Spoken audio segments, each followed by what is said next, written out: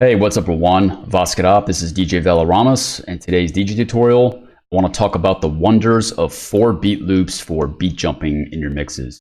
We'll hop into Rekordbox DJ, which is my DJ software of choice, and I will show you a unique tip for using 4 beat loops in order to construct and better simplify your mixes. Okay, so this is Rekordbox DJ. This is what the interface looks like. So on deck 1 or deck A, you have my track How You Like It. And on deck 2 or deck B, you have my track Someone to Forget. Now, a lot of times in DJ sets, you do not have time to play the entirety of these songs. So you must get to the point as quickly as possible. Especially if it's at peak hour, you're probably only going to have time to play one verse and one hook or chorus or drop. And at that point, you need to move on to the next song. So how do you do this when most songs have 2 or sometimes even 3 choruses or drops? Well, this is where loops and beat jumping becomes absolutely critically important unless you create your own edits before DJ sets, which I don't always recommend because it's quite time consuming when you have better things you could be doing with your time. So I'm going to show you a method using a 4 beat loop in order to get 2 tracks moving at once, and in the middle of that you're going to do a beat jump to the outro section of deck 1, which is the outgoing track. So when you play deck 1, as you get to the end of that drop or chorus section, you are going to beat jump to the outro section. At the same time on deck 2, you're going to have a 4 beat loop that's continuously playing but at no volume, so the audience doesn't know that this track is coming in yet.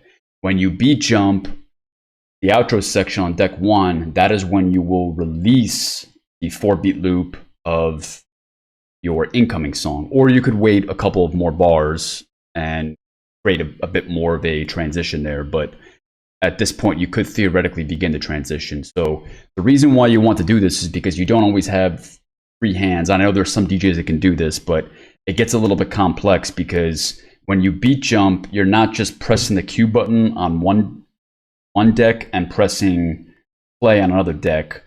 You really need to lower that fader and then bring it back in to the outro section so the audience doesn't notice that there was a beat jump that just occurred. So what I recommend doing is to get that 4 beat loop going, which is a 1 bar loop. And 1 bar is the magic number because 1 is divisible by anything.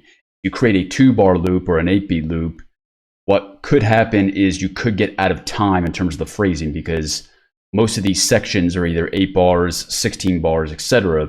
And if you start that 2 bar loop on an odd number during the previous song's phrase, you could be out of time or out of phrase or out of sync. So I recommend a 4 beat or 1 bar loop because it's divisible by anything.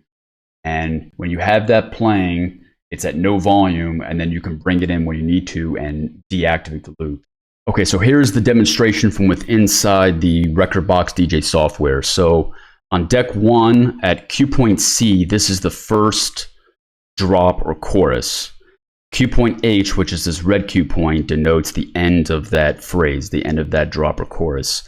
Now, when the song reaches that section, what you're going to do on your actual mixing board, on your actual DJ controller or CDJs or turntables is on that deck, you are going to press the Q button to the outro section, which I have labeled here as Q point E. When that occurs, that's when you can release the loop here. So we release the loop in the software by pressing this button. You can release that loop and then begin bringing in the volume fader of that incoming song. But what you want to do is as you're playing deck 1's track, which is the outgoing track, you're going to have deck 2 playing at no volume. So Q point C, again, is the beginning of the chorus or drop section. So this is going to start in time with the incoming song. I wasn't quite in time, so bam, in time. So this is going to play all the way through. And again, on deck 2, you have no volume on this track.